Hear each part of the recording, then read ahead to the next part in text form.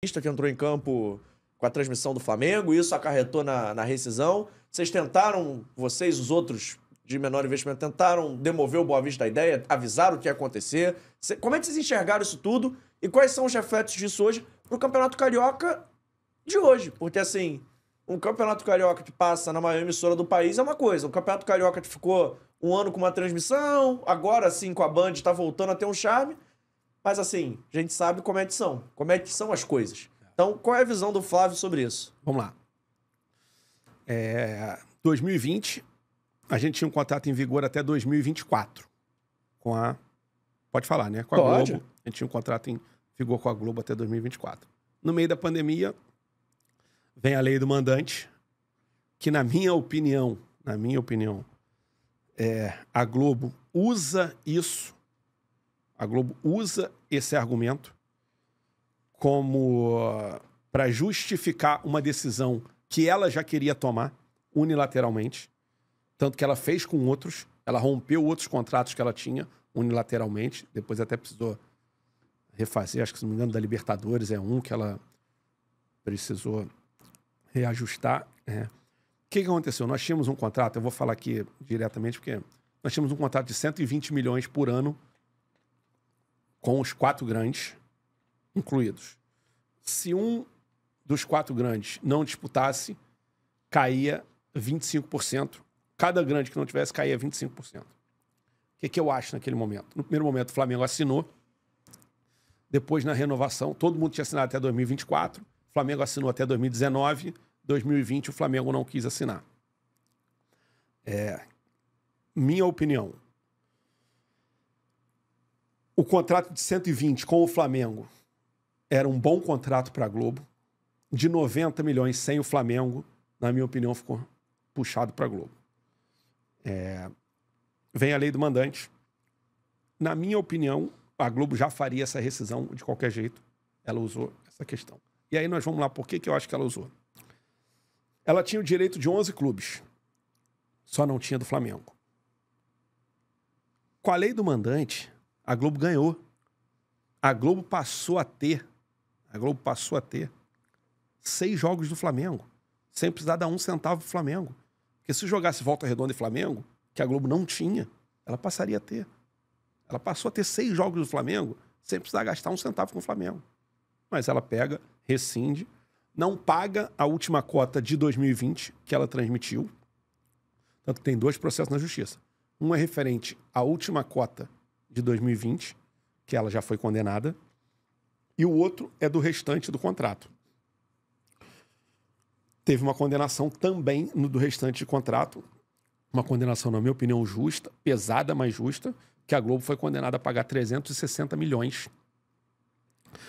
Por que não se fala muito no 360 milhões? Porque ela abate dessa conta, ela fez acordo com Fluminense, Vasco, Botafogo, Boa Vista, Resende, Cabofriense, eu não lembro se o Macaé estava, acho que o Macaé também.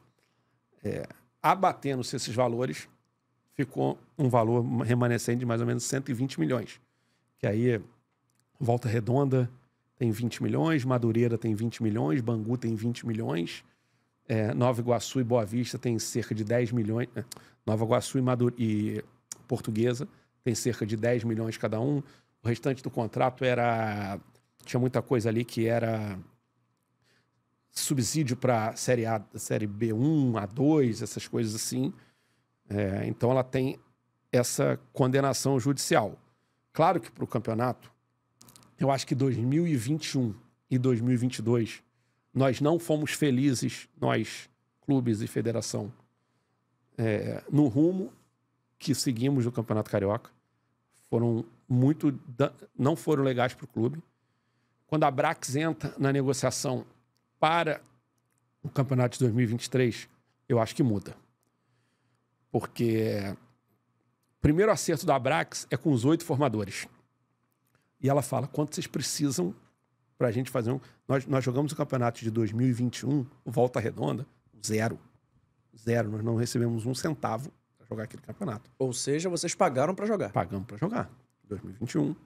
2022 recebemos muito pouco, muito pouco. A Brax entra e ela dá uma garantia lá de, no mínimo, 2 milhões para cada formador. E ela projeta, fala assim, ó, se a gente conseguir fazer um bom campeonato e ir retomando, a gente consegue melhorar até esses valores. Desvantagens. É óbvio que você está na Globo, é uma vantagem muito grande. Vantagem, a Brax passa o campeonato, a Band passa o campeonato carioca para todos os estados do Brasil. Então, o seu patrocinador, você fala para ele, eu estou em São Paulo, eu estou no Nordeste, ela passa para todo o Brasil. Então, a gente consegue compensar um pouco da perda de audiência da Globo com esse ganho de audiência em outros estados. Eu acho que a gente caminha para voltar para um contrato muito perto do que a gente tinha. Muita coisa. Mérito da federação, que negociou muito bem com a Brax, e mérito da Brax, que está indo buscar esses negócios, esses patrocinadores. Mas esse contrato com a Globo continua. Na minha opinião, foi uma injustiça da Globo com os clubes. A gente tem... É porque o Volta Redonda a gente conseguia... A gente teve a venda do Marrone, que foi muito importante para a gente. E outros atletas também, Saulo Mineiro, próprio Aleph, que você consegue ir fazendo alguns ajustes, mas a gente tem clubes, eu vou citar aqui porque eu tenho autorização do Varela para falar, como o Bangu, por exemplo, que falou, cara, eu tomei um arsenal de ações trabalhistas, porque como a Globo não pagou a última cota de 2020, eu não consegui honrar meus compromissos. Então, acho que a gente teve algumas oportunidades e não conseguiu. Com o rompimento desse contrato, ainda mais cenário de pandemia e tudo mais, você chegou a temer pelo fim, não do Volta Redonda, mas dos clubes formadores, dos clubes de menor investimento como um todo? Porque, assim, a gente conversava fora do ar e eu me sinto confortável para falar. Uma coisa é um clube formador, um clube de menor investimento, falando, negociando, brigando. Outra coisa é um pool desses clubes, assim, um grupo, um ajuntamento de vocês todos ali indo negociar. Se vocês perdem muita força, se 1, 2 ou 3 começam a ficar muito mal das pernas, vocês perdem poder de negociação, que já não, que a gente pode falar que claramente já não é um poder muito grande. Então você chegou a temer pelo fim, não do Volta Redonda, mas dessa coisa, desse grupo, desse clube dos menores investimentos, pode falar assim? Sim, sim. Preocupou muito a gente. E eu acho que uma amostra do quanto isso preocupou a gente, depois eu tive muita conversa com o presidente Rubens Lopes e com os demais presidentes.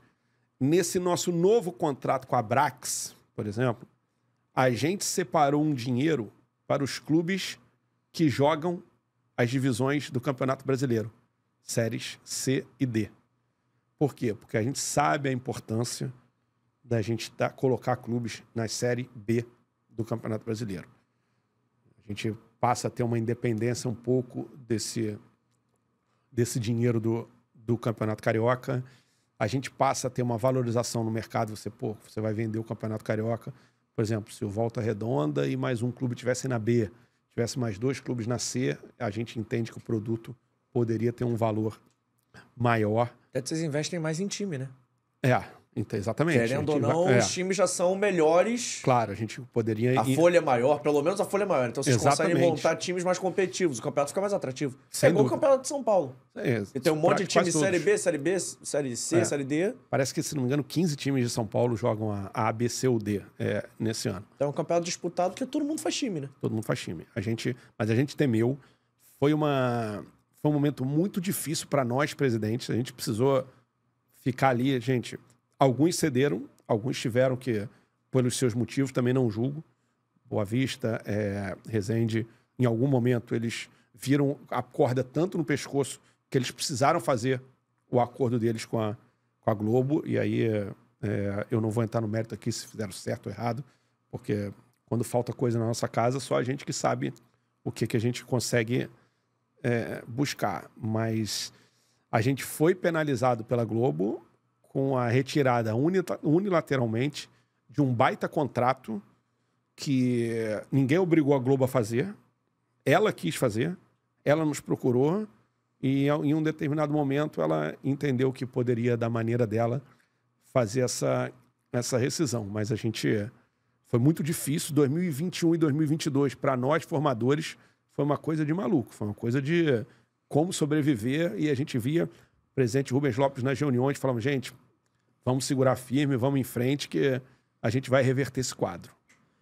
E acabou esse corte? Então calma aí. Antes de eu ir embora, não esquece de se inscrever no canal, ativar o sininho da notificação, deixar o seu like e o seu comentário e, claro, seguir as nossas redes sociais. A gente tá no @Fora do Jogo Cast em todas as redes sociais, mas pelo visto, estamos expulsando, então vai, me ajuda aí!